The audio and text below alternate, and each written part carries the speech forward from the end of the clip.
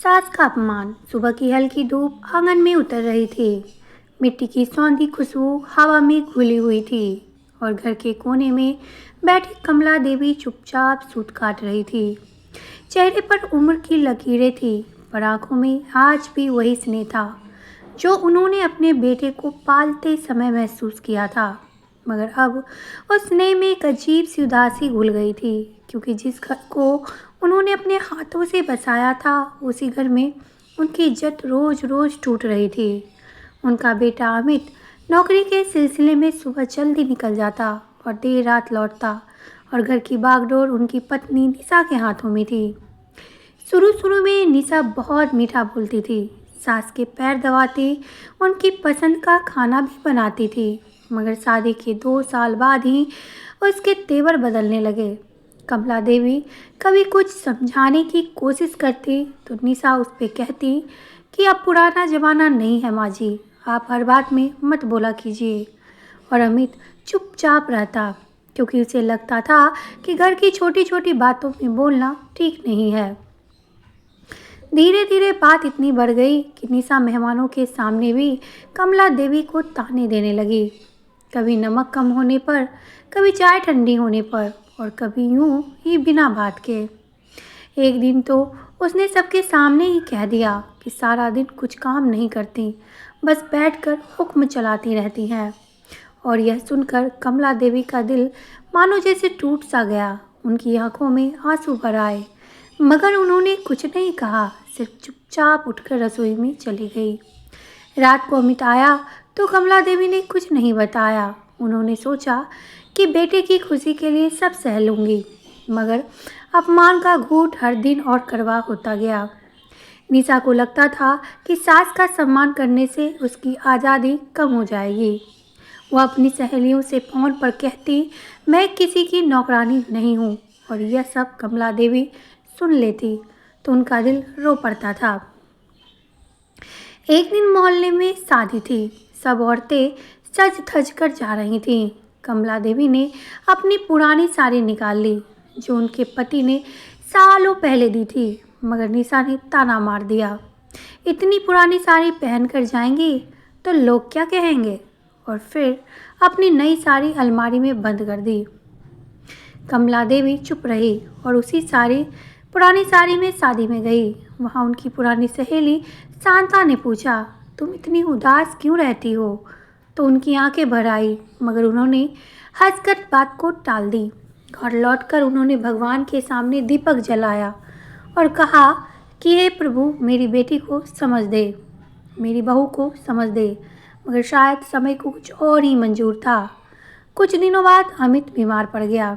तेज बुखार और कमजोरी से वह बिस्तर पर गिर पड़ा। निशा बहुत घबरा गई। उसे समझ नहीं आ रहा था कि क्या करे। तब कमला देवी ने दिन रात बेटे की सेवा की, काढ़ा बनाया, दवा दी, रात रात भर जागकर माथा सहलाया, और 1 हफ्ते में अमित ठीक हो गया। तब अमित ने माँ का हाथ पकड़कर कहा, आपने मेरी जान बचा ली। और निशा यह सब देखती रही। उसके दिल में पहली बार कुछ हलचल हुई, मगर उसका अहंकार अभी भी बाकी था। एक शाम घर में बिजली चली गई, अंधेरा फैल गया। निशा सीढ़ियों से उतरते समय फिसल गई और उसका पैर मुड़ गया। दर्द से वह चीख उठी। कमला देवी दौड़ी दौड़ी आई, उसे सहारा देकर बिस्तर पर लिटाया, गर्म पानी से सेक किया। रात भर उसके पास बैठी और सुबह डॉक्टर को बुलाया। निशा की आंखों में आंसू आ गए। उसने धीरे से कहा, माँ जी, आपने मेरे लिए इतना किया। कमला देवी ने बस मुस्कुरा दिया, कुछ कहा नहीं। मगर उस दिनों के बाद भी निशा की आदत पूरी तरह नहीं बदली। मोहल्ले में एक बार किसी ने कहा कि जो सास का अपमान करता है उसका घर कभी भी खुश नहीं रहता। निशा ने मजाक उड़ाया, मगर उसी हफ्ते अमित की नौकरी चली गई। घर में पैसों की तंगी आ गई, खर्च बढ़ने लगे और रिश्तेदारों ने भी मुंह मोड़ लिया। तब कमला देवी ने अपने गहने बेच दिए ताकि घर चल सके। निशा को यह बात पता चली तो उसका सिर झुक गया। उसने सोचा कि जिसे वह बोझ समझती थी वही घर की ढाल बनकर खड़ी है। एक रात निशा ने देखा कि कमला देवी अकेले आंगन में बैठी रो रही हैं। वह चुपचाप उसके पास गई और पहली बार उनके पैरों में गिरकर बोली कि माँ जी, मुझे माफ़ कर दीजिए, मैंने आपका बहुत अपमान किया है। कमला देवी ने उसे उठाकर गले से लगा लिया। उसकी आंखों में आंसू थे, मगर चेहरे पर सुकून था। उन्होंने कहा कि बेटी, घर प्यार से चलता है, अहंकार से नहीं। उस दिन के बाद घर का माहौल मानो बदलने लगा। निशा सुबह उठकर सास के साथ पूजा करने लगी, उनकी दवाइयों का ध्यान रखने लगी और मेहमानों के सामने हमेशा उनका सम्मान करने लगी। कुछ महीनों बाद अमित को नई नौकरी मिल गई। घर में खुशियां लौट आई और एक दिन जब निशा माँ बनने वाली थी तो सबसे पहले कमला देवी ने ही उसका हाथ थामा था। निशा ने रोते हुए कहा कि मैं चाहती हूँ मेरा बच्चा भी आप जैसा दिल पाए। कमला देवी ने आशीर्वाद दिया और कहा, बस इतना याद रखना कि बड़ों का सम्मान करने से घर में बरकत आती है। समय धीरे धीरे बीतता गया। बच्चा भी बड़ा हुआ और उसने देखा कि उसकी माँ अपनी दादी के पैर छूती है, उसने प्यार से बात करती है। तो उस छोटे से बच्चे ने भी यही सीखा कि रिश्तों की नींव इज्जत पर टिकती है। और एक दिन निशा ने अपने बेटे से कहा, बेटा, कभी अपनी दादी का दिल मत दुखाना। तब कमला देवी की आंखों में खुशी के आंसू आ गए, क्योंकि उन्हें लगा कि उनका अपमान व्यर्थ नहीं था। उनके उसने घर को सिखा दिया कि सास भी माँ होती है और माँ का सम्मान ही घर की असली शान होती है। धीरे धीरे बरसों बीत गए। कमला देवी के सफ़ेद होते बाल अब चांदी की तरह चमकते थे और उनकी गोद में खेलने वाला छोटा सा आरव अब स्कूल जाने लगा था। घर का माहौल पहले जैसा कड़वा नहीं रहा था। निशा हर सुबह सास के पैर छूती, उसके पास उनके साथ बैठकर चाय पीती और उनकी पसंद की खीर बनाती। मगर कमला देवी के दिल में पुराने घावों की हल्की चुभन अभी भी कहीं न कहीं रह जाती थी। वह कभी जताती तो नहीं थी, क्योंकि उन्हें लगता था कि बहू सच में बदल गई है तो पुराने जख्म कुरेदने से क्या फ़ायदा।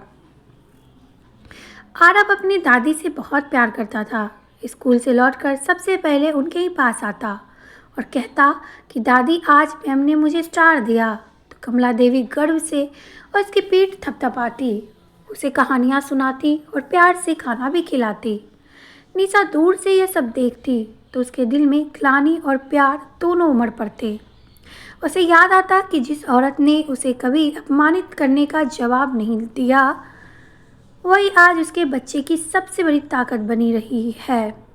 मगर ज़िंदगी की परीक्षा खत्म कहाँ होती है। एक दिन अमित के ऑफिस में बड़ा झगड़ा हुआ और उस पर झूठा इल्ज़ाम लग गया।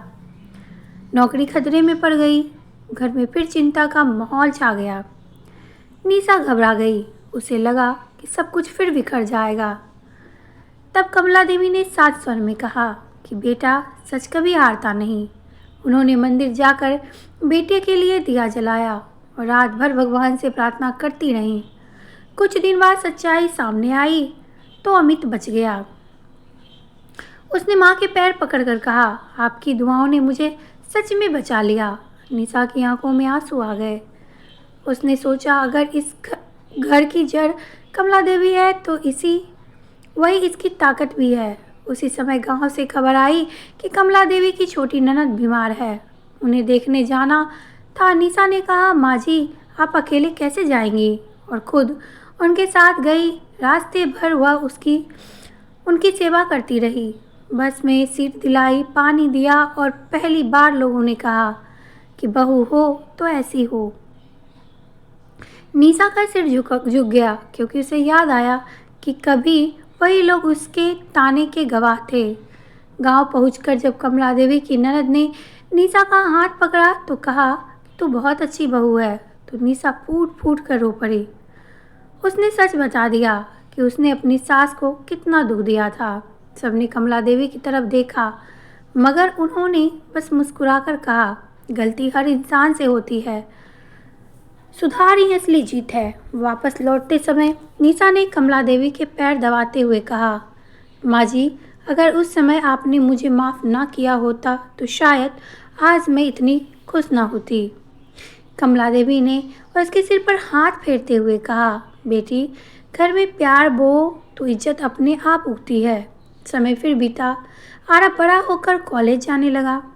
एक दिन कॉलेज में किसी दोस्त ने कहा कि बुजुर्ग लोग बोझ होते हैं। आरब गुस्से गुस्से से भरा गया।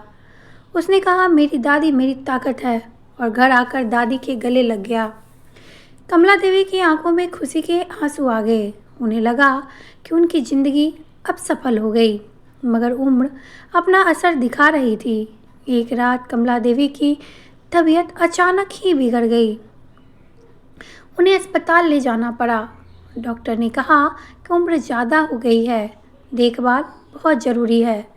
निशा ने रात दिन अस्पताल में बैठकर उनकी सेवा की, उनके बाल संवारे, दवा दी और रोते हुए कहा कि माँ जी, मुझे छोड़कर मत जाइए। कमला देवी ने उसका हाथ पकड़कर कहा, मैं कहीं नहीं जाऊंगी, मैं तेरे दिल में रहूंगी। निशा फूट पड़ी। उसे लगा जैसे उसके अपने माँ बाप उसके सामने खड़े हैं। कुछ हफ्तों में कमला देवी ठीक हो गई और घर लौटी तो पूरे मोहल्ले ने उनका स्वागत किया। सबने कहा, यह घर मिसाल है जहाँ बहू ने सास का सम्मान करना सीख लिया। निशा ने हाथ जोड़कर कहा कि मैंने देर से सीखा मगर सच्चा सीखा। और कमला देवी ने कहा कि जब सीख मिल जाए वही सही समय होता है। आरब ने अपनी दादी का हाथ पकड़कर कहा, दादी, मैं बड़ा होकर आपका नाम रोशन करूंगा। और कमला देवी ने आशीर्वाद दिया। उस दिन घर के आंगन में दिए जले, हंसी गूंजी और पुराने दुख जैसे हवा में उड़ गए।